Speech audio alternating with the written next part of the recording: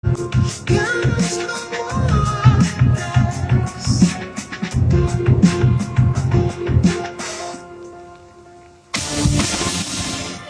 es real. Con Gonzalo Oliveros. Sí, es una gran canción de Porter que se llama Trueno. La estrenaron el día de ayer y ahora la tenemos aquí en esta mañana a través de Real, en este programa de radio. Me da mucho gusto saludarlos. Mi nombre es Gonzalo Oliveros. Nos están escuchando a través de radio-real.com, a través de Claro Música, a través de los dispositivos Alexa, a través de Tuning Radio, a través de Radio Garden, en fin. Nos están escuchando desde muchos sitios y a mí me da mucho gusto el poder estar con ustedes. Me da mucho gusto el poder desarrollar un programa como este hasta donde se pueda y como se pueda. Ayer fuimos testigos en el mundo de una cosa que yo sigo sin entender. Bueno, sí lo entiendo, pero no sé hasta dónde. María Corina Machado fue a visitar a Donald Trump. Y ahí, enmarcado, le regaló su medalla Nobel.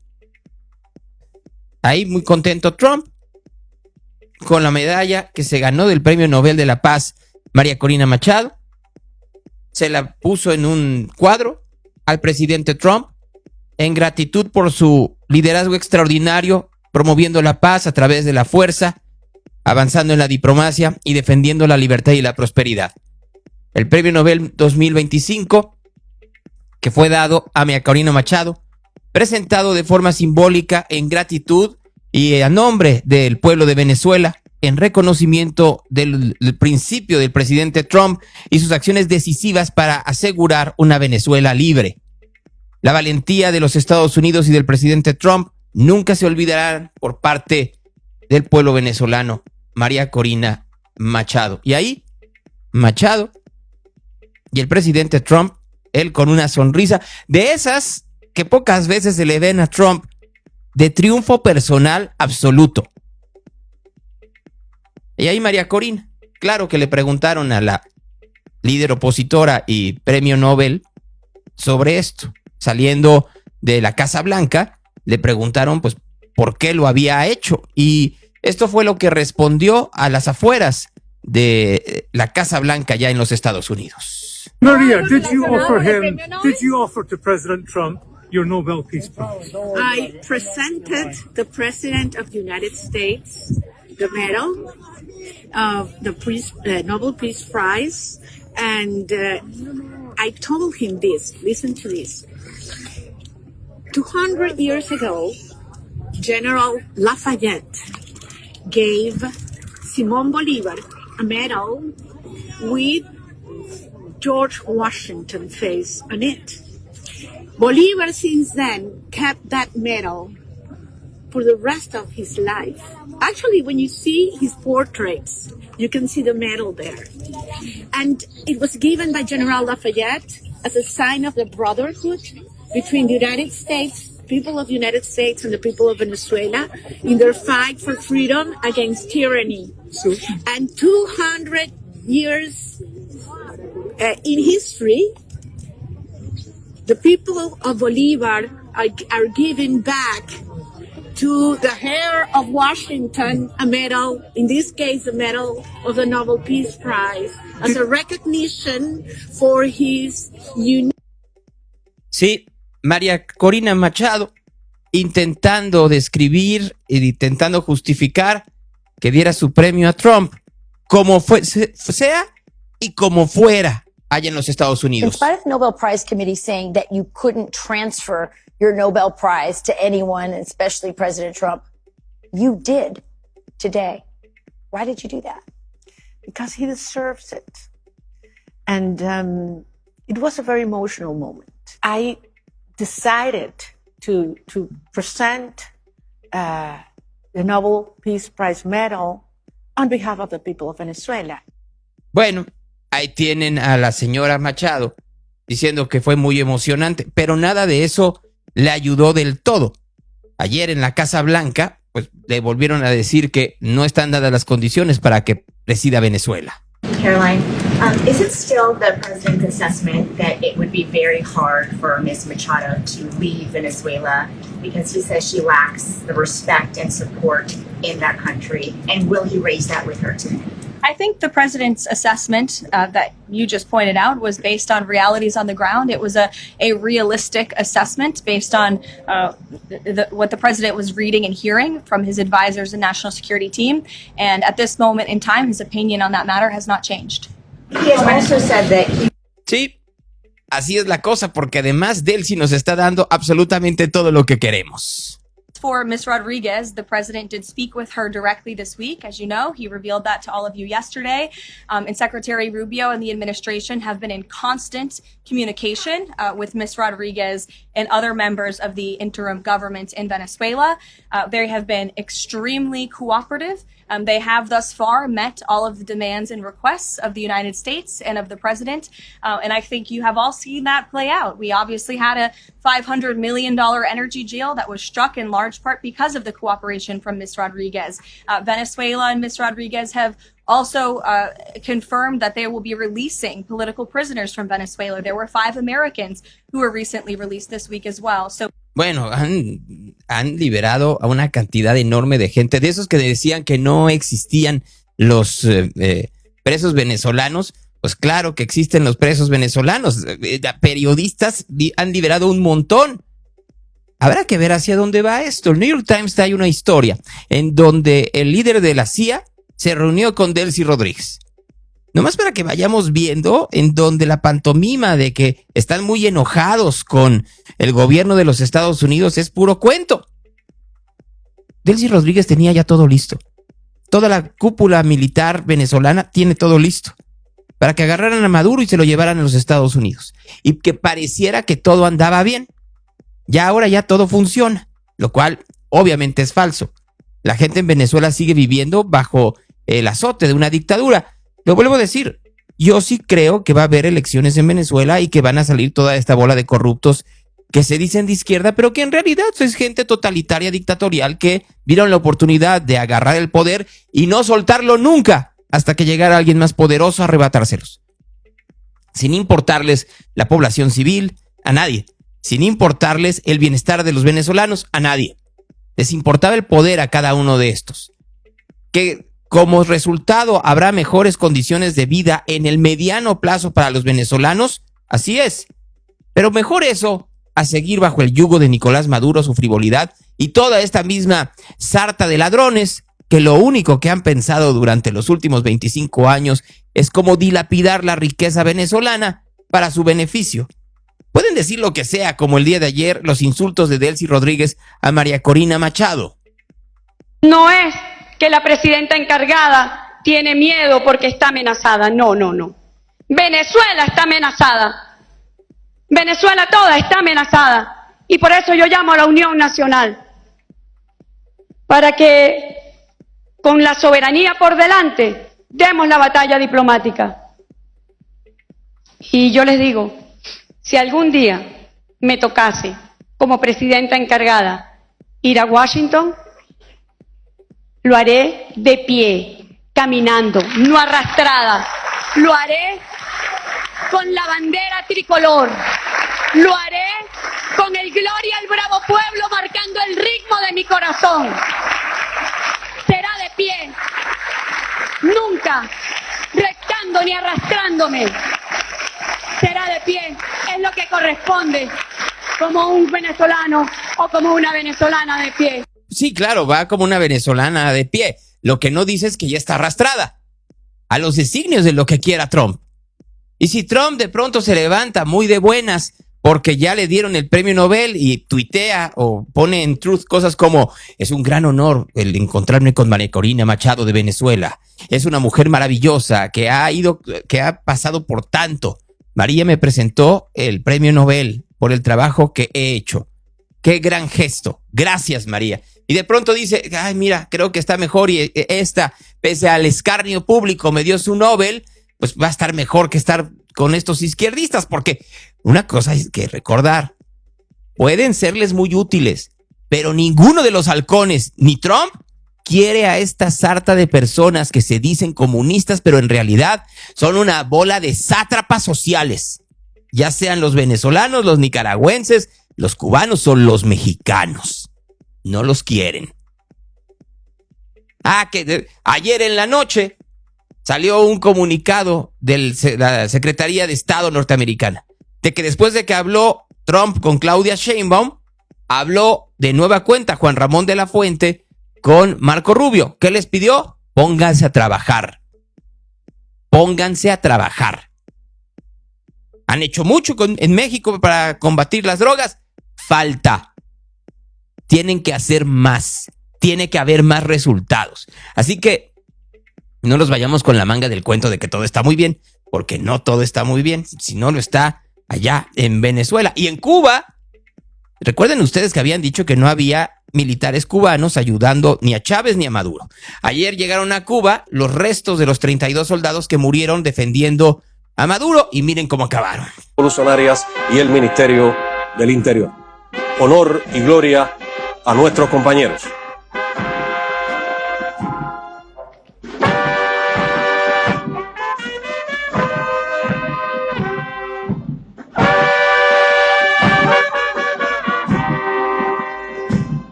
Ahí tienen, se suponía que no había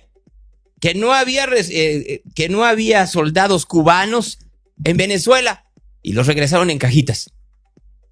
Le mintieron a la opinión pública, a los cubanos, a los venezolanos, a todos. Y ahora los reciben con honores, cuando en realidad no tendrían que haber pasado por eso, porque no se supone que los militares venezolanos eran lo máximo. Y yo entiendo de manera muy clara a aquellos que están en el escarnio y en la burla de María Corina Machado por haber ido hasta los Estados Unidos a dejarle el premio Nobel a Donald Trump. Yo solo quiero, por un momento, que esa es la parte que se nos olvida. Que nos pongamos en los zapatos de Machado. Una mujer que se confrontó a Chávez y que fue perseguida. Que se confrontó a Maduro y que fue perseguida. Que le negaron la posibilidad de participar en unas elecciones. Aún así, movilizó a la población y ganó el candidato que era apoyado por Machado. En respuesta, persiguieron a su familia y la persiguieron a ella. Y ustedes saben que yo trabajo en otra cachucha y que en esa cachucha tuve en algunas ocasiones que contactar a los contactos de Machado para poder conseguir entrevistas. Y saber las maneras en donde tenían que moverla o moverse ella para dar estas conversaciones y que no fuera localizada y encarcelada en un país en donde prácticamente uno entraba al Helicoide, esta cárcel que se encuentra en el centro de Caracas y que era un centro de tortura y no volvías a salir. Ya se entiende de otra forma. Y eso es lo que tendríamos que estar entendiendo los mexicanos. Porque la propaganda nos deja muy claro que los Estados Unidos están ahí, sí, en gran parte porque necesitan o quieren o desean, codician los recursos naturales de Venezuela. Esos mismos que hasta hace 3 semanas eran explotados por el gobierno ruso, el chino y el árabe. No por el venezolano. Pero ahí no decíamos nada. Porque la propaganda no nos dejaba ver más allá de lo que estaba sucediendo en ese país. El enemigo es el enemigo común de América Latina y los amigos eran los que no eran amigos, pues porque tenían a la población venezolana sometida, azotada. Primero, lo más importante. Mi respeto y admiración por los representantes del bravo pueblo venezolano que hoy nos acompañan desde la tribuna. No se rinden, no se resignan, no pierden la esperanza y hoy celebran con legítima alegría la caída de Nicolás Maduro. Les digo con emoción, nosotros también. Trump no ha secuestrado a un presidente legítimo, ha puesto fin a la impunidad de un criminal. El tirano del Helicoide, de la tumba y del SEBIN de la tortura como norma, del saqueo como sistema, del exilio como castigo y del asesinato como forma de poder. Señorías, estamos ante el principio del fin del cautiverio venezolano y ojalá también del cubano, ante una oportunidad real para la democracia. Y si mi grupo lo celebra, sin adversativas, como celebramos y apoyamos las heroicas revueltas en Irán, mujeres valientes, feministas de verdad, traicionadas por la izquierda. Señorías de Podemos, su feminismo acaba donde empieza la financiación iraní. Es un feminismo teocrático, de burka y verdugos con turbante. Un demócrata no distingue entre dictaduras por su ideología. Y una feminista no tolera el maltrato según quien lo ejerza. Si lo hacen, no son demócratas ni feministas, son hipócritas. Es decir, ustedes. Sí, señor Álvarez, sobre todo ustedes. Voy a contar la verdad de su política sobre Venezuela, con hechos para desmontar su fatua y vacua propaganda. Se le ha hecho larguísima la intervención, se le hacía bola.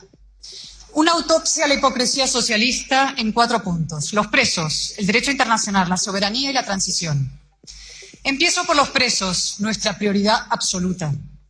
El gobierno carga contra la intervención americana, pero a la vez se arroga sus efectos. Zapatero, libertador de presos. Si no fuera obsceno, sería cómico. Señor Álvarez, responda. ¿Cuántos presos ha sacado Zapatero y cuántos ha contribuido a meter? Zapatero ha sido el gran blanqueador de la tiranía chavista. Empezó como mediador de parte, hasta que la oposición lo repudió por falsario. Luego se especializó en el tráfico de presos políticos, salidas condicionadas a los intereses del régimen, el chantaje como método, la libertad como moneda. Las propias víctimas han denunciado sus prácticas, de Leopoldo López a Lorenza Lé. Si callas, te saco. Si sales, me das las gracias. La gratitud del preso como coartada para blanquearse y prueba de su influencia sobre el régimen. ¿Qué mejor tarjeta de visita para un lobista? Y qué inmoralidad. Ahora denuncian que a Trump le interesa el petróleo, ya. Y a los socios de Zapatero los derechos humanos. Por cierto, el año Franco acabó en el plus ultra. Justicia poética. Y pronto también real. Señor Álvarez, hay comparaciones lapidarias. Meloni recibió a los presos italianos a pie de pista. Sánchez escondió a los españoles por una puerta trasera de Barajas. ¿Por qué? ¿Y cómo es posible que siendo españoles sigan sometidos a medidas cautelares impuestas por una tiranía extranjera? Están trasladando a los excarcelados la responsabilidad de liberar a sus familiares y compañeros. Cargan sobre ellos la condena de los que siguen dentro. Es indecente. Queremos a todos los presos libres. Libres ya. Y libres de verdad. Sin mordazas. Porque no son rehenes ni detergente moral para blanquear a nadie. Tampoco a ustedes. Segundo punto. Dice usted enfático que la ley de la selva no debe imperar en el derecho internacional. ¿Por qué no dijo lo mismo de la jungla de Maduro? ¿Y por qué no recurrieron a la ONU? Hoy ha propuesto una alianza mundial por el multilateralismo y ni siquiera fue capaz de invocar la responsabilidad de proteger de la ONU que obliga a la comunidad internacional a actuar cuando un Estado tortura y asesina a su gente. No hicieron nada, al revés. Hace un año este pleno instó al gobierno a apoyar la causa contra Maduro contra la Corte Penal Internacional. ¿Ustedes qué hicieron? Votaron en contra y luego ignoraron olímpicamente el mandato del Congreso. La realidad es que desprecian el derecho internacional, como desprecian el derecho español y el europeo. ¿O qué hacía la sancionada Delcy medrando con el hombre fuerte del gobierno una noche en Barajas?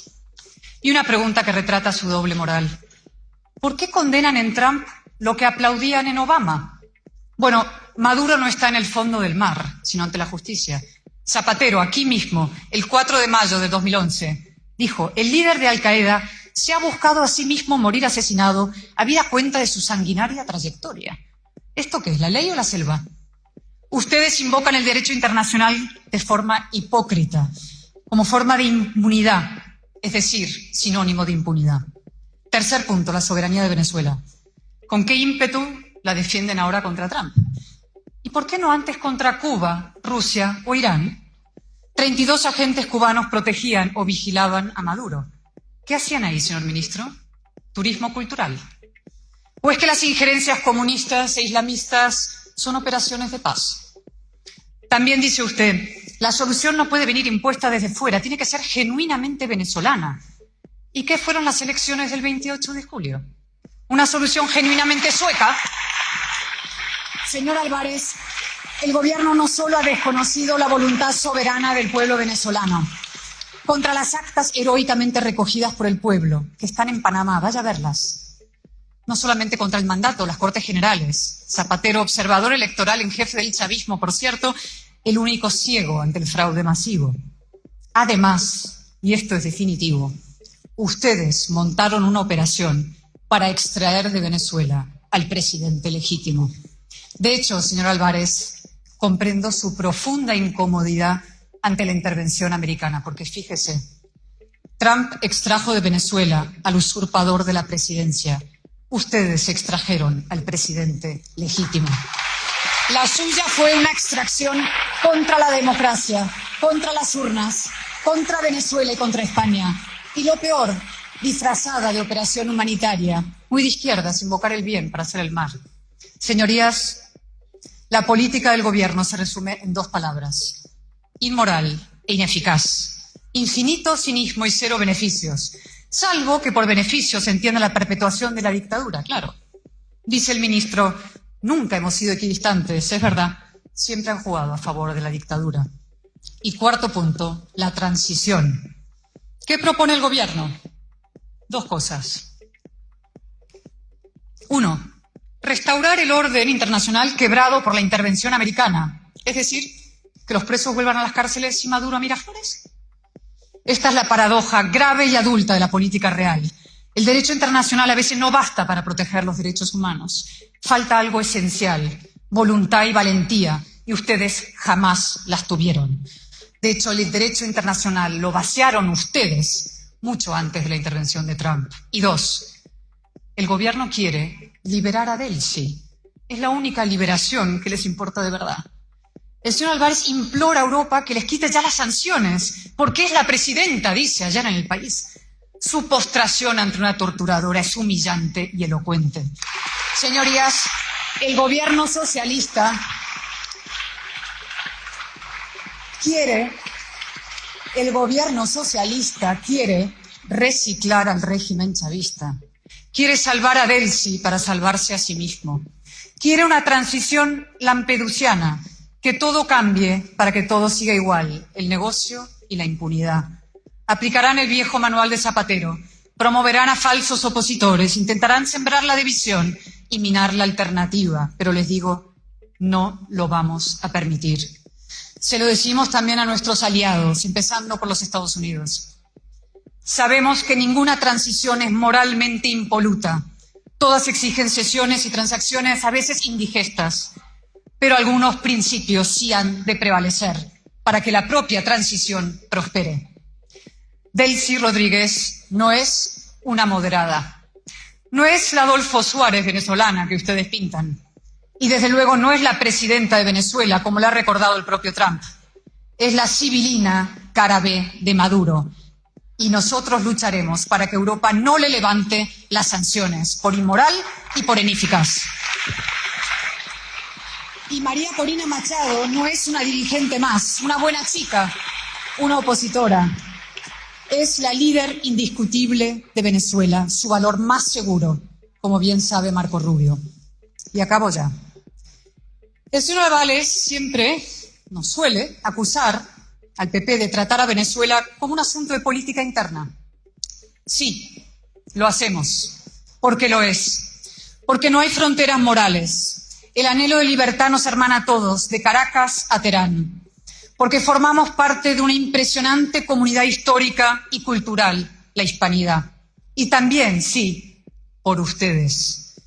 El mismo Zapatero que inició la demolición de la transición española hoy intenta impedir una transición real en Venezuela.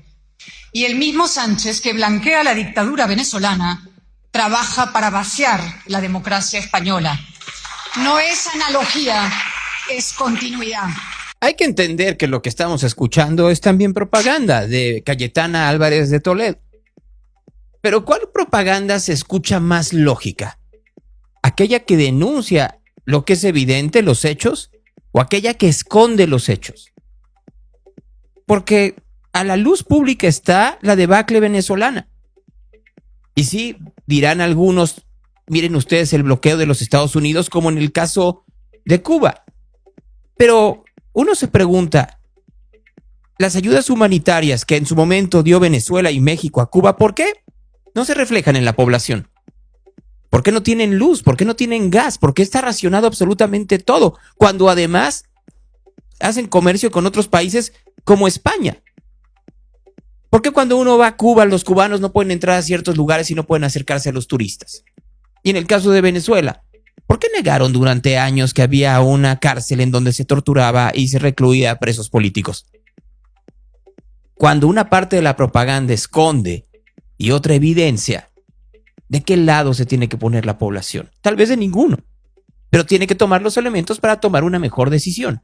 Y lo que se ha intentado una y otra vez es de negar una parte de los hechos. Ahora, en el caso de Irán, hay quienes dicen que toda la revuelta está siendo financiada por Israel para que no se nos olvide la masacre en Gaza. Pues no se nos tiene que olvidar la masacre en Gaza, y el gobierno de Netanyahu, que ha sido terrible, pero tampoco la teocracia rampante, rapaz,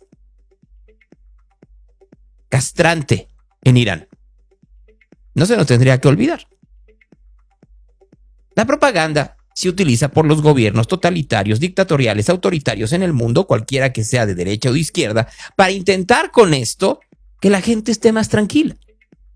Y la contrapropaganda que hacen de manera interna o desde el exterior para tratar de evidenciar o desestabilizar puede ayudar al ciudadano a tomar mejores decisiones. Lo que intentan los gobiernos es bloquear no solo la contrapropaganda, sino los hechos, el periodismo per se. Hay lugares en donde es más difícil, pero se intenta. Veamos lo que está sucediendo en los Estados Unidos, en su momento, lo que pasa en España, lo que ha sucedido en Inglaterra y, por supuesto, en lugares en donde no hay periodismo como Venezuela, en su momento, lo que pasó en Argentina, lo que ha sucedido en algún punto en Chile y sí, también en México. Ya lo estamos viendo. ¿Qué nos estamos haciendo tontos en un país como este, en donde los sicarios, el crimen organizado, tiene el poco pudor, y miren que estoy siendo muy leve, de publicar en redes sociales cómo asesinan a un periodista, mientras que el gobierno, en este caso el de Veracruz, no hace nada?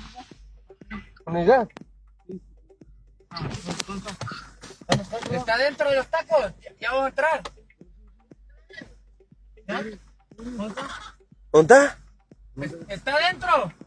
No lo vemos, no lo vemos. Está una vieja, está allá adentro. No.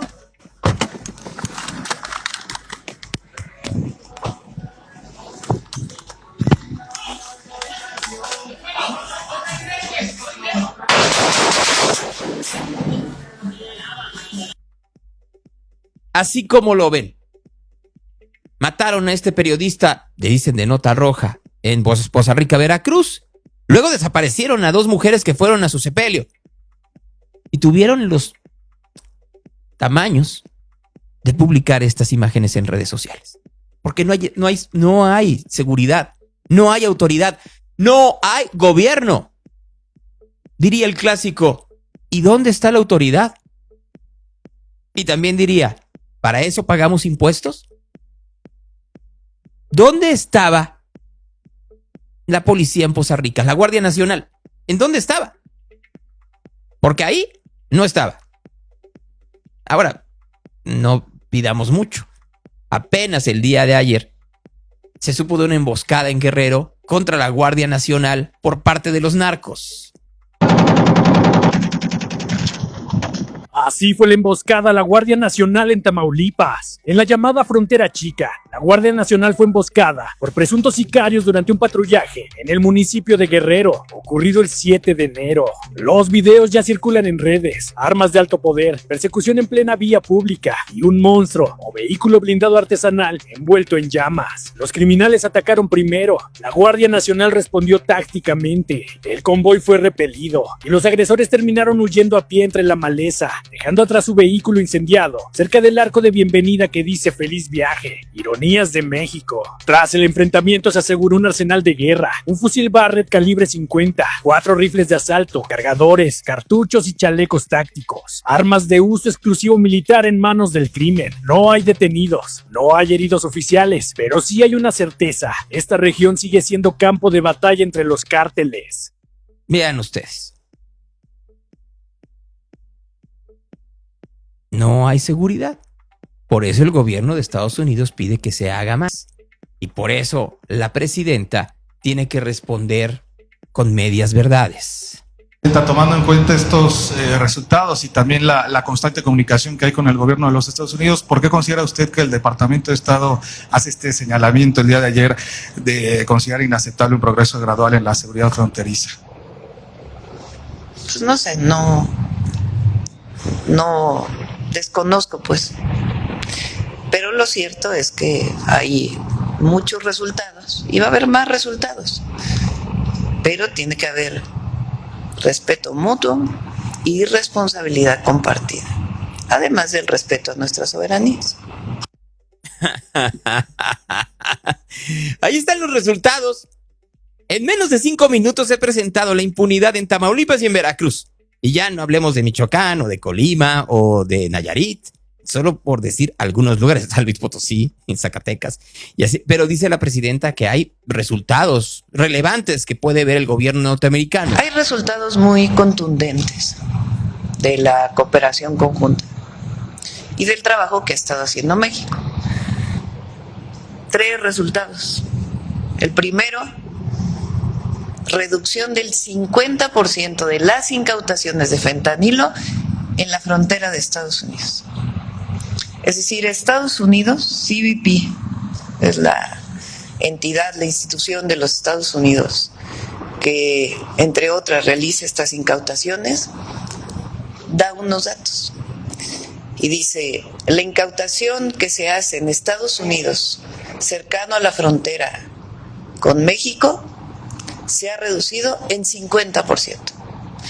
¿Por qué se han reducido esas incautaciones? Pues porque estamos haciendo las incautaciones en México. Si aquí incautamos droga, pues llega menos droga a Estados Unidos. Entonces, fíjense, a la mitad, entre 2024 y 2025 se redujo el fentanilo incautado en los Estados Unidos en la frontera a la mitad. Un resultado muy importante. Segundo, en México se han incautado cerca de 320 toneladas de drogas distintas. Fentanilo, cocaína, metanfetaminas, 320 toneladas. De esas, 51 toneladas son en la mar. Bueno, el otro resultado: disminución del 40% de los homicidios dolosos en México. Si no estuviera funcionando la estrategia, pues no tendríamos una reducción del 40% de reducción de homicidios dolosos desde que entramos al gobierno a diciembre de 2025. Ahí están 3 resultados muy concretos. Ahora, más resultados, pues tienen que ver con varios temas. Uno, seguir trabajando como lo hemos hecho, seguir cooperando, colaborando. Y 2 palabras muy importantes: respeto mutuo y responsabilidad compartida. Respeto mutuo es: tenemos confianza, nos respetamos, estamos trabajando bien, colaboramos, nos coordinamos.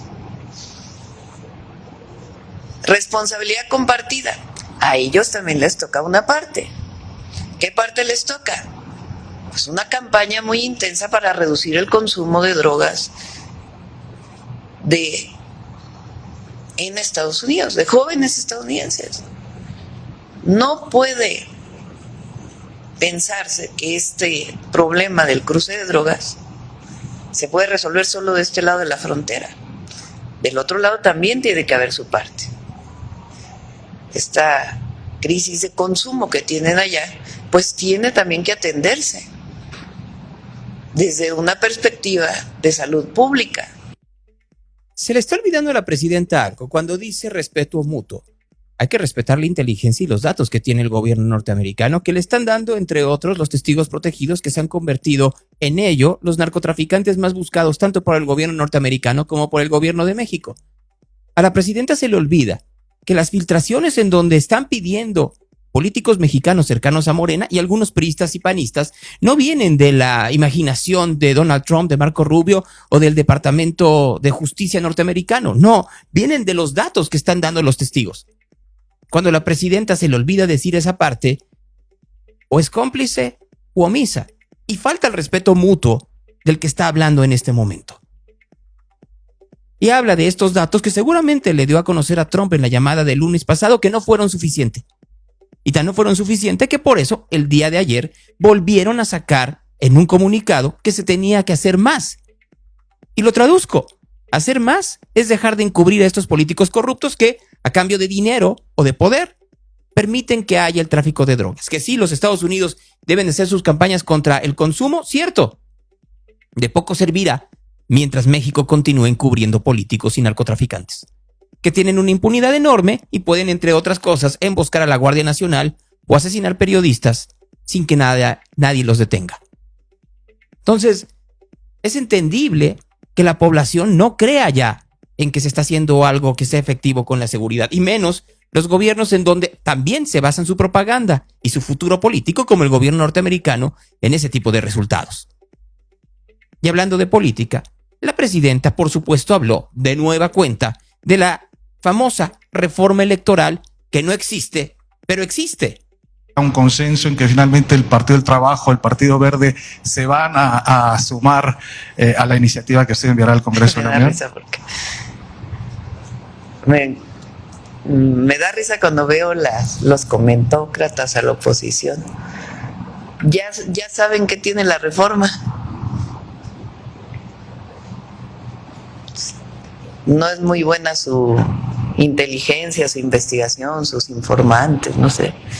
No, a ver, permítame, lo ha dicho no sé cuántas veces usted en esa tribuna, que no quiere plurinominales, que no quiere que esos plurinominales salgan de listas, sino que salgan de la elección o de las encuestas que se hagan en la calle, que se reduzca el gasto de los partidos políticos, que no solo lo dice usted, lo dijo Pablo Gómez, que no sea autónomo el INE. Ustedes mismos lo han dicho en distintas entrevistas, que no se haya concretado ya en una ley y en una reforma que se discute en la Cámara, no quiere decir que ya esté muy perfilado. Porque todavía no está lista. Ayer dije cuáles son los elementos centrales que la gente pide. La gente. Disminución de los costos, un esquema distinto a la representación proporcional, que no tengan que ver con las listas de las cúpulas de los partidos políticos que siempre quedan. Hay diputados que han sido diputados plurinominales toda su vida, senadores, y el objetivo de la reforma pues es que la gente también decida sobre la representación proporcional. Pues sí, pero ellos dicen, la presidenta dice que pues no les gusta ser plurinominales, que no les gustan los pluris, que por eso ella nunca fue plurinominal, eso es lo que dice ella. Que el entonces dirigente del movimiento López Obrador, el presidente López Obrador, le invitó a usted a ser diputada plurinominal en 2 ocasiones. ¿Por qué rechazó el ofrecimiento del entonces dirigente, presidenta, si ser diputada plurinominal es como sacarse la lotería? Muchos no chambean, no van a la oficina. Bueno, ahora con el tema de telemático ni siquiera es necesario estar presente. era presidenta, pues una vida holgada, se lo ofrecieron en 2 ocasiones y usted lo rechazó, así lo refiere en su texto. Sí, es verdad. Fue en el 2009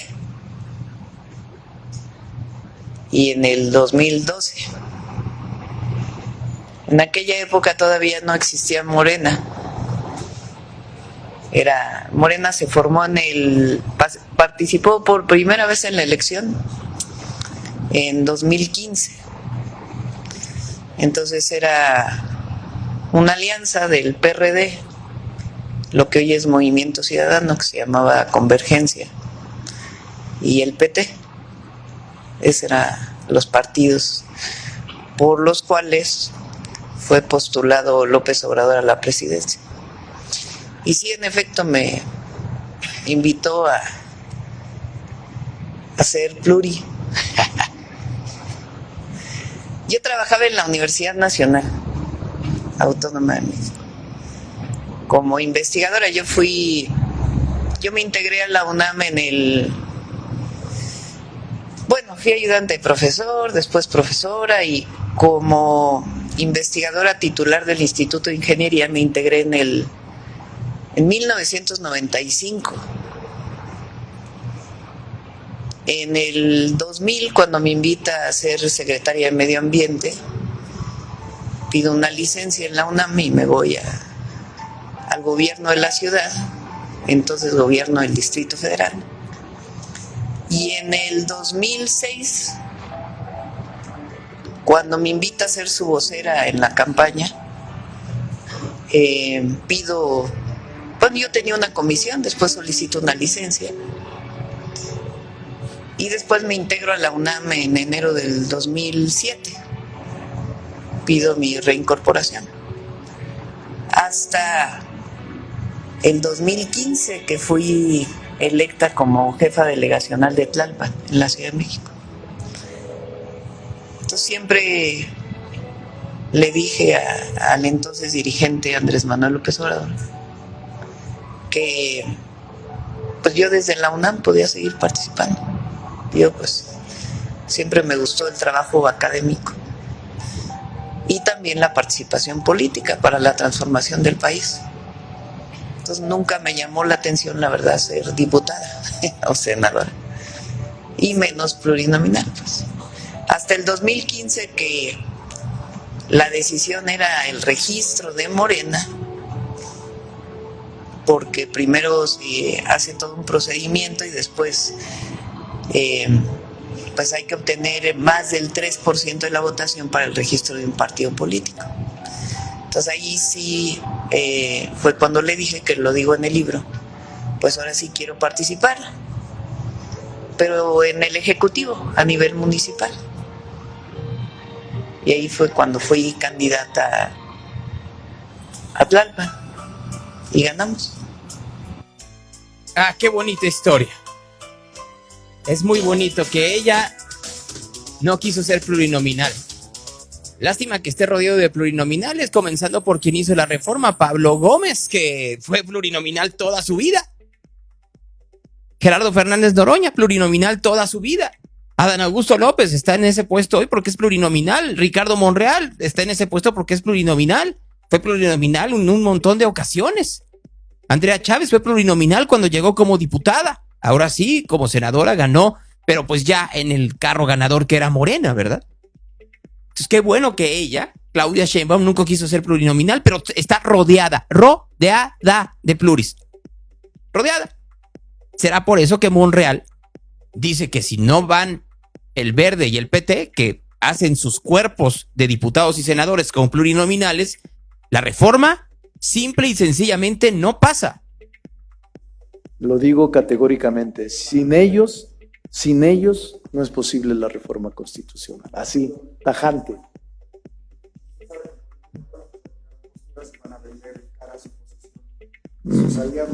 No lo sé, yo no creo en eso, pero yo los conozco a los dos, a Carlos Puente y a Reginaldo Sandoval, al profesor Beto Anaya, a Jorge Emilio. No creo que estén en un proceso de chantaje ni de venta, están defendiendo sus propios principios y nosotros los respetamos. ¿Morena cederá a sus principios? No, yo no soy Morena. La primera etapa es con los partidos. Yo voy a esperar a que lleguen a un acuerdo y que el acuerdo sea el que oriente la iniciativa que presenta la presidenta. Una vez que esté aquí, entonces opinaremos sobre el contenido. O sea, ¿el acuerdo va a ser con las dirigencias de los partidos y después en Cámara? Sí, o sea, antes de que presenten la iniciativa, por supuesto. Una vez que se presente la iniciativa formal, será la Cámara. No renunciará a ese trabajo. Pero si no tenemos nada, pues es una previa reunión, consenso entre ellos. Porque solo así, los tres juntos, podemos tener la mayoría calificada. Ahí tienen a Ricardo Monreal, que está intentando ser un poco más lógico sobre qué es lo que está sucediendo. No es que la oposición sea quien solamente está en contra de esta reforma electoral, que quieren todo. Pues claro que también en esto se encuentran los mismos miembros del Partido del Trabajo y el Partido Verde que no les han hablado, dicen ellos. El senador Manuel Velasco no los ha convocado a la bancada. No, la bancada no ha sido convocada sobre este tema. Seguramente, tengo la absoluta seguridad de que antes de que inicie el periodo ordinario tendremos esta reunión. ¿Y mantienen comunicación permanente? Sí, permanente, sobre todo para la presencia y participación del Verde en la comisión permanente o realizando las funciones que tenemos, como en este caso la visita de los parlamentarios coreanos, etcétera. El Verde se está manejando con absoluta normalidad. Hemos reiterado nuestra alianza permanente con la presidenta Sheinbaum, nuestra disposición al diálogo totalmente y la certeza de que llegaremos a conclusiones que sean benéficas para la democracia mexicana y que nos permitan los partidos que somos minorías seguir participando precisamente para alcanzar una condición diferente.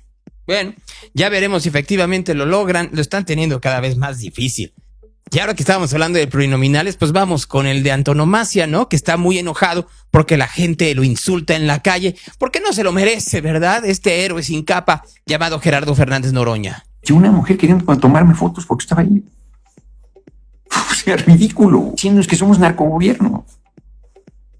Ayer, aparente digresión, voy a desayunar a la Sombra del Sabino, que es un lugar que nos gusta mucho. Es muy bonito, con un espacio ajardinado, con la vista de las montañas, hacen los mejores molletes del universo. Fui ahí por lo menos una vez a la semana cuando estoy en Tepoztlán, si estoy entre jueves y viernes, porque sábado y domingo ando de gira siempre. Ellos abren de jueves a domingo. Y una mujer queriendo tomarme fotos porque estaba ahí. O sea, ridículo. La Sombra del Sabino, por favor. Y otro tipo diciéndonos que somos narcogobierno. En un espacio pues, que siempre hemos estado sin mayor, o sea, bien, tranquilos. Tranquilos. Un nivel de acoso que va subiendo, promovido por los medios y por toda esta histeria que está generando. La derecha fascista que se quitó la máscara y que están en la violencia porque es lo único que les queda, no tienen nada que perder. No, no es que sea violencia, es evidenciar la hipocresía.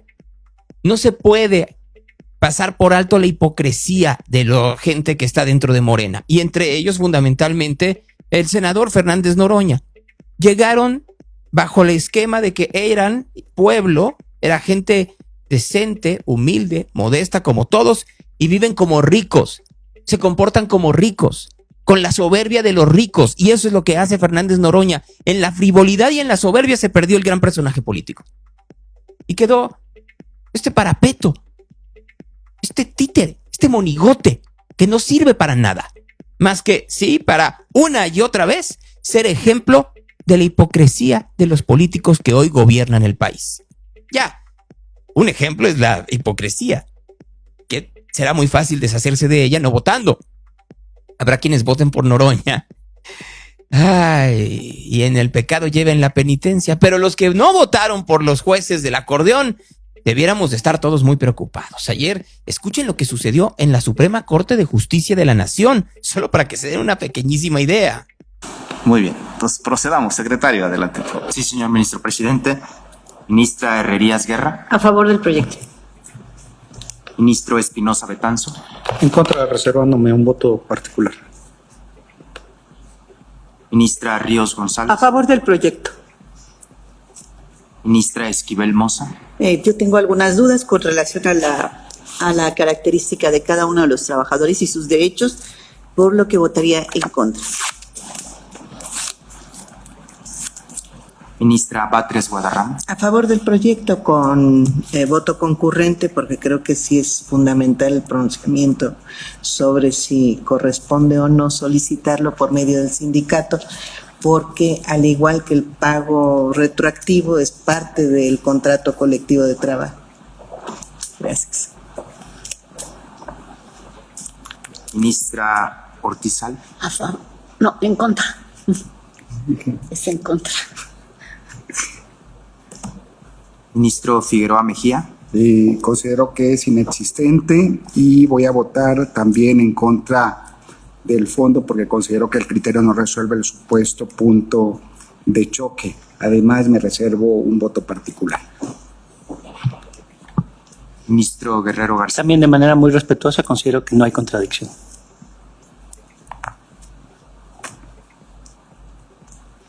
Ministro Aguilar Ortiz. A favor del proyecto.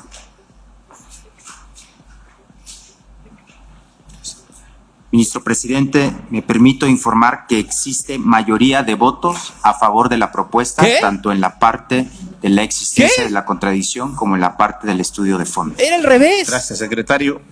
En consecuencia, se tiene por resuelta la contradicción de criterios 223/2025 en los términos de esta sesión pública. Era al revés.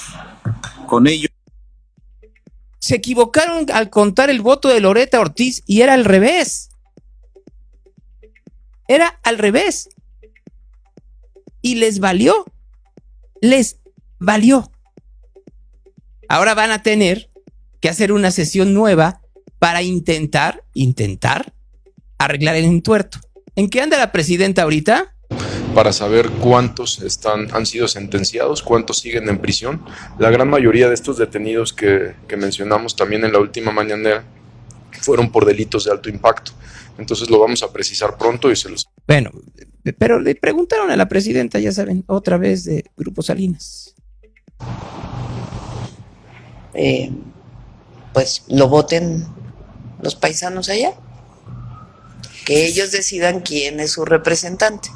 O si son de un distrito electoral particular, pues que pudieran participar en esa votación. Ese es lo que estamos revisando, si es factible, si no es factible, cómo es esa representación, si solo son de Estados Unidos o sería también de otros mexicanos, dependiendo de cuántos mexicanos hay en cada país. Esa es la parte que estamos revisando. ¿Por qué lo hacemos? Pues porque fue solicitud de los paisanos, es decir, a ver, que la representación que tengamos nosotros, pues nosotros la decidamos, no la decidan los partidos.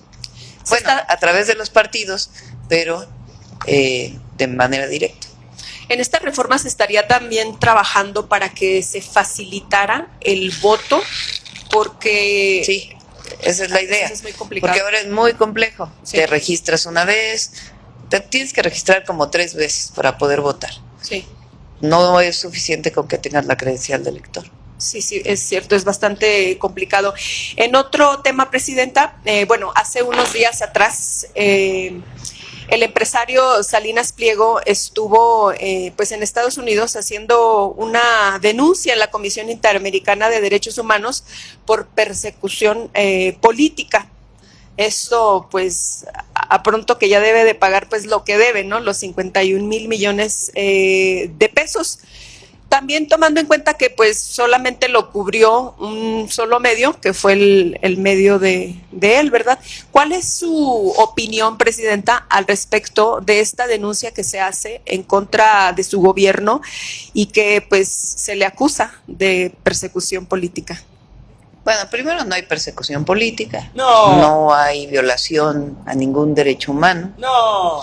Sino sencillamente un requerimiento del SAT que ya la Suprema Corte de Justicia de la Nación dijo que es válido, que los amparos no son válidos y que la resolución de los tribunales en su momento pues es la que debe ser.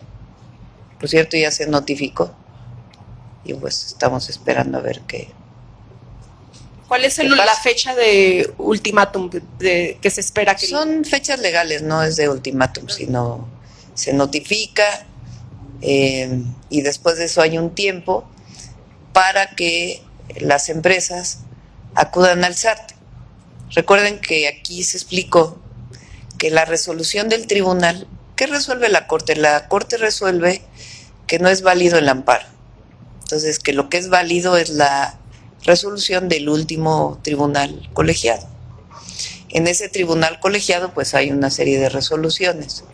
En esas resoluciones, porque nosotros seguimos la ley, pues esencialmente se establece que hay un monto que debe pagar y que puede haber disminuciones de ese monto a partir de cómo hace sus pagos. Eso lo dice la ley, el Código Fiscal de la Federación. Entonces tienen ellos que acercarse al SAT y ahí pues establecer su pago. Incluso pueden pagar no en una exhibición, sino en varias, eso es la ley. Entonces, pues se espera que se acerquen al SAT a ver pagos qué pasa. Chiquitos. A ver qué pasa. En pagos chiquitos. Presidenta, el día de... Vean ustedes, y creen que uno se chupa el dedo y que no estaba preparada la palera para hacer la pregunta, incluyendo esta parte de que solo lo cubrió Azteca. Pues era una visita privada, si no se dieron cuenta. No era una visita política, no era un meeting político. No tienen que preparar a una cantidad brutal de gente que vaya, como lo hace cuando iba López Obrador o iba Sheinbaum, pagados con nuestros impuestos. Así no es. Pero, pues bueno, ahora, ya después de eso, ahora siguen con que pague los impuestos. Y así van a seguir, porque es lo único que tienen para poder presionar un medio de comunicación que no hable de la realidad que pasa en México, que poco a poquito nos estamos convirtiendo en el país que todos aborreceremos. Reporte de tráfico. Ya, si creen otra cosa, pues pueden cambiarle de estación de radio, porque la realidad es esa, que nos estamos haciendo tontos. Así de fácil. Voy a ir con Marco Vinicio a ver cómo están las cosas en este momento en las calles de Guadalajara, esperando también que sea un viernes pues leve para Marco y para ustedes, porque siendo muy honestos, al final del día lo que nos interesa en esta estación de radio es que ustedes que transitan por las calles de Guadalajara pues no la pasen tan mal. Bueno, las de Guadalajara y de cualquier lugar del país, que el tráfico de Guadalajara es tan solo un ejemplo, pequeño ejemplo de lo que pasa en todo el país, en todo México, ¿no? En donde en todas partes tenemos estas enormes dificultades de tráfico que día con día terminan por ser un ejemplo de lo triste de la situación. Hola, Marco. Buenos días, Gonzalo, ¿cómo estás? ¿Cómo están todos? Bien, Marco, me da gusto saludarte en esta mañana de viernes. ¿Listo ya para el fin de semana? Sí, Gonzalo, muchísima, ayer estuvimos platicando en la noche, muchísima NFL, que es lo que creo que va a llamar la atención de mucha gente también, esta carrera de los juegos divisionales. Bien. Y aparte, pues también aprovechar. Sí, dime. Es que escuchaba en el tapatío a la hermana de Yair. A ver, recuerden ustedes que yo no soy necesariamente la persona más conocedora del fútbol americano, no lo soy, pero lo que sí me queda muy claro es que hay un montón de gente que es muy fan de ello, como tú, Marco. Y efectivamente, mira, mañana hay otros juegos divisionales en sábado. Bills van a viajar a Denver. Bueno, mi favorito, nadie me preguntó, pero es Buffalo. Y San Francisco, que justamente se enfrenta a los halcones marinos, que creo que es a quien le va la hermana de Yair, justamente. Entonces también saludan todos los fans de Niners al Niner Park, al que dijo que ella que había visitado y que dice que no volvería a ir, pero la verdad es que es muy interesante también estos partidos que vienen, cuando van a ser los mejores partidos de la postemporada. El domingo Texans en Nueva Inglaterra, eso es Houston, Nueva Inglaterra, y los Carneros de Los Ángeles se visitan a Chicago en condiciones extremas, así que se van a poner muy buenos estos partidos, Gonzalo, todos. Yo, la verdad, los veré de refilón, porque no soy necesariamente un seguidor del fútbol americano. A ver, nada más dime, Porque ya están en los juegos ya finales y luego vienen los de postemporada, ¿no? No, ya más bien ya es postemporada. La postemporada empezó la semana pasada con los juegos de comodines, donde descansaron los mejores sembrados de cada conferencia, que en la americana fue Denver y en la nacional fue Seattle. Esta semana son unos juegos se llaman divisionales, justamente quienes ganen de esto pasan a los juegos de campeonato de conferencia, y quienes ganen los campeonatos de conferencia se irán a viajar a Santa Clara para el Super Bowl. ¿Y cuándo es el Super Bowl? ¿Es el 7 de febrero? Así es. 7-8 de febrero, ¿no? Así es. Después de esta semana, la semana que entra, que son los juegos de campeonato, se viene una semana que es el Pro Bowl, y ya vendría, son los profesionales, el juego de las estrellas, y vendría el Super Bowl. Sí, es que un fin de semana antes son los Grammy, ¿no? Así es, Gonzalo. Sí, que me toca conducirlos, ahí otra vez con Eduardo, más bien con Sofía, con Katy se llama, y con Eduardo. Porque primero las damas, ¿no? Claro, por supuesto, pues ahí lo veremos también. Bien, vas con el tráfico, Marco, por favor. Claro que sí, para todos y todos comentarles cómo se encuentra el tráfico en estos momentos en la área metropolitana. Hay un percance en la avenida Concepción y Unión del Cuatro para que lo tomen en cuenta. Otro más en Avanjón y Pedro Mirazú, esto en sentido hacia periférico. Otro más en Avenida Vallarta y Avenida Central. Además, el periférico a la altura del Coli hubo un percance más temprano, ya están siendo retirados los vehículos. También para que lo tomen en consideración. Otro percance que también en su momento ocurrió en Jesús Michel González y Camino al Rastro, también para que lo tomen en cuenta. Semáforos que no funcionan esta mañana, R. Michel y Parras, así como más sincronizados los de Virgen y Copérnico. Vialidades complicadas de circulación, Avenida Revolución y Calzada Independencia, López Mateos de Palomar a la zona de las Águilas, Camino San Isidro y Río Blanco, y Avenida Lázaro Cárdenas, 8 de julio, también con mucha carga vehicular esta mañana, lo que en el reporte real de Radio Real, Gonzalo Todas. Muy rápido, ahora sí te fuiste muy rápido, Marco, ¿por qué? No, pues nomás, ahora sí que para hacerlo más fluido este momento. Bueno, pues muy bien, el fin de semana lo vas a tener muy movido en comparación a esto, ¿no? Y que bueno, me da mucho gusto que lo pases divertido, Marco. Sí, claro que sí, Gonzalo. Pues mira, también viendo cómo se van poniendo las cosas, ¿no? Bueno, pues gracias, Marco. Un abrazo para ti, para todos, y otra cosa no pasa, nos escuchamos en la noche por imagen, y pues bueno, hasta el lunes entonces por acá. Gracias, muy buenos días. Ahí está Marco Vinicio esta mañana aquí en este programa llamado Real. Conversaciones. Y entonces voy con Jorge Castellanos, que ya está listo. Hola, Jorge, ¿cómo estás? ¿Cómo estás, Gonzalo? ¿Me escucho bien? Te escuchas muy bien. ¿En dónde estás?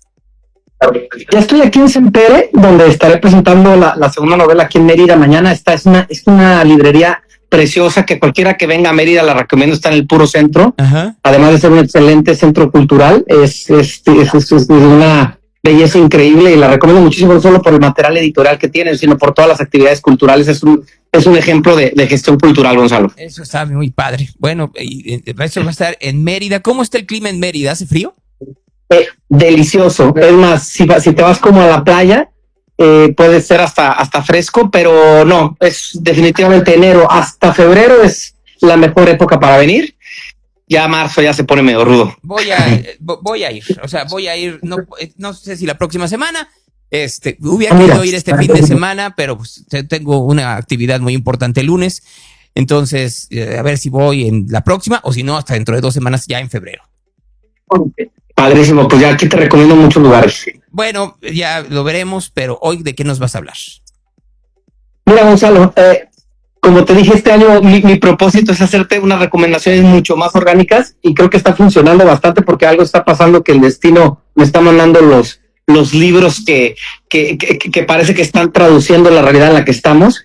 Y bueno, no es nadie nuevo presentar a Jorge Babagoitia, uno de los escritores más increíbles que ha dado este país, que lamentablemente falleció demasiado temprano. Ya hemos hablado de él, pero ahora regreso con un libro que se llama Maten al León, que curiosamente habla sobre la caída de un dictador de una isla caribeña, en la cual él está representando estos poderes de izquierda que llegan a través de heroísmos y y derrocando una dictadura por el poder militar. Entonces, bueno, no sé si te empiezas a escuchar esto algo familiar. Algo muy familiar. Pero, y bueno, que cambia la constitución la novela empieza cuando él quiere cambiar la constitución para quedarse de forma vitalicia. Esta novela se escribió en el 68, uno puede decir, a ver, no es nada innovador, ya había pasado la Primera Guerra Mundial y demás. Yo creo que lo interesante de leer y donde vale la pena es el cómo, como las grandes literaturas, no importa tanto el qué, sino el cómo, porque de una forma bastante divertida nos demuestra a toda esta gente que intenta matar a este dictador y lo hace de una forma muy torpe, con una, una corriente conservadora que no logra tampoco dar un discurso coherente. Vuelvo a repetir, Gonzalo, no sé si te parece familiar lo que te estoy diciendo. Sí. Entonces, lo que pasa es que no son capítulos en los que nos morimos de risa de cómo intentan matar a este dictador de esta isla que aunque es ficticia, parece que todo el tiempo estamos en Latinoamérica.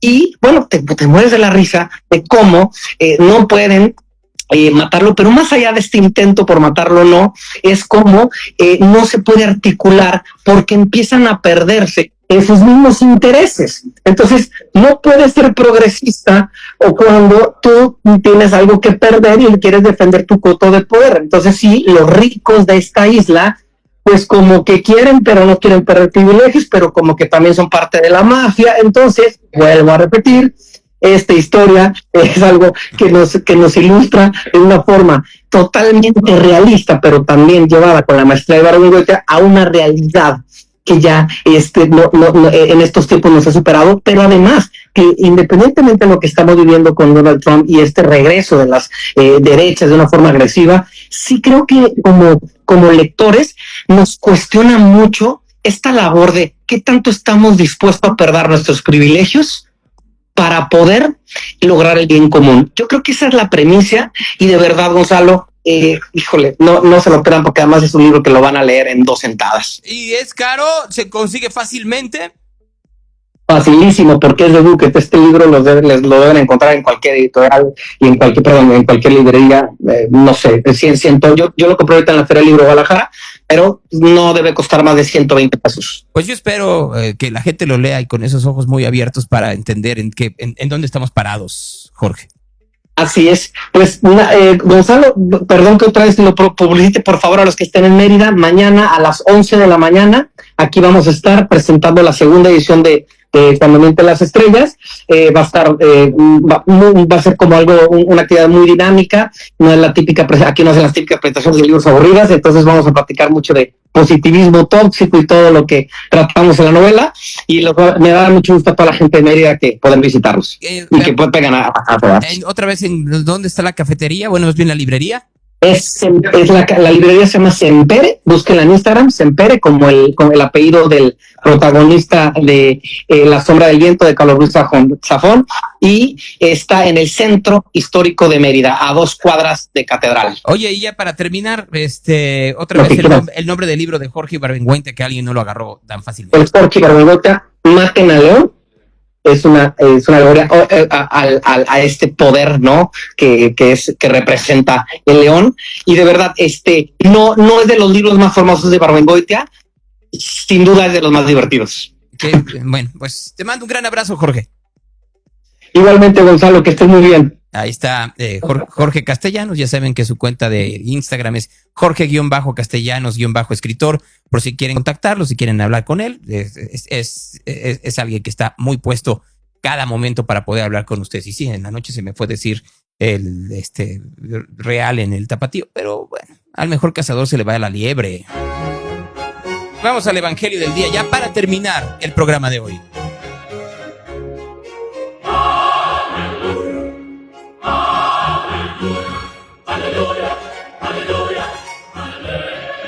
Entró de nuevo en Cafarnaún. Al poco tiempo había corrido la voz de que estaba en casa. Se agolparon tantos que ni siquiera ante la puerta había ya sitio y él anunciaba la palabra. Y le vinieron a traer un paralítico llevado entre 4. Al no poder presentarse a causa de la multitud, abrieron el techo encima donde estaba y a través de la apertura que hicieron descolgaron la camilla donde yacía el paralítico. Viendo Jesús la fe de ellos, le dijo al paralítico: hijo, tus pecados te son perdonados. Estaban ahí sentados algunos escribas que pensaban en sus corazones: ¿por qué habla así? Está blasfemando. ¿Quién puede perdonar pecados sino Dios solo? Al instante, conociendo Jesús en su espíritu lo que ellos pensaban en su exterior, les dijo: ¿por qué pensáis así en vuestros corazones? ¿Qué es más fácil? Decir al paralítico tus pecados te son perdonados o decir levántate, toma tu camilla y anda. Pues para que sepáis que el Hijo del Hombre tiene en tierra el poder de perdonar pecados, le dice al paralítico. A ti te digo, levántate, toma tu camilla y vete a tu casa. Se levantó y al instante, tomando la camilla, salió a la vista de todos. De modo que quedaban todos asombrados y glorificaban a Dios diciendo, jamás vimos cosa parecida. Esa es palabra de Dios. Real Radio, the station of the cat. Muchas gracias por haber estado en este programa. El lunes regresamos a las 8:30 de la mañana. Sigan con Musicofilia y Yair Cardoso en esta estación llamada Real, que ya saben ustedes, se transmite a través de radio-real.com, a través de Claro Música, de Tuning Radio. Y yo les recomiendo que escuchen el fin de semana. Hay muy buena programación, además de cassette y Sabanais y algunas cuantas cosas más. Siempre hay muy buena música. Yo creo que no se van a arrepentir de escucharla. Y si no, pues ya saben, me reclaman y será suficiente. Buenos días.